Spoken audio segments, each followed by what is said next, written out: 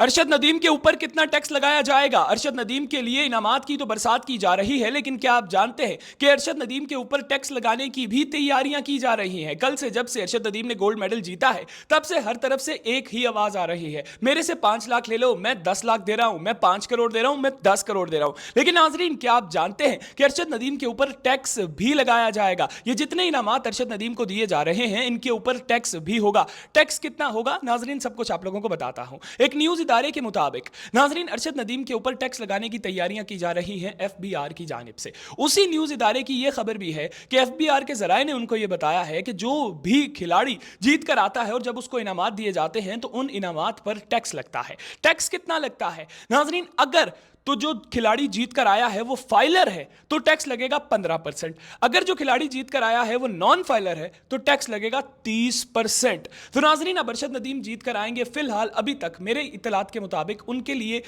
15-20 करोड़ रुपए का तो ऐलान कर दिया गया है। नाजरीन, फिर वो पाकिस्तान आएंगे, उनको और भी इनामात दिए जाएंगे। छोटे छोटे ब्रांड्स 5-5 लाख दे रहे हैं, 10-10 लाख दे रहे हैं। हुकूमत पंजाब ने 10 करोड़, हुकूमत सिंध ने 5 करोड़।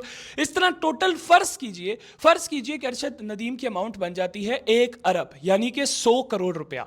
अगर अरशद नदीम की अमाउंट 100 करोड़ बनती है तो इस पर अगर हम टैक्स देखें, अगर अरशद नदीम फाइलर हैं तो 15% टैक्स लगेगा। 15% टैक्स का ये मतलब है कि 100 करोड़ 1 अरब में से अरशद नदीम को 15 करोड़ रुपया टैक्स देना होगा। यही बनता है ना 15%। 100 करोड़ का 15% 15 करोड़ बनता है।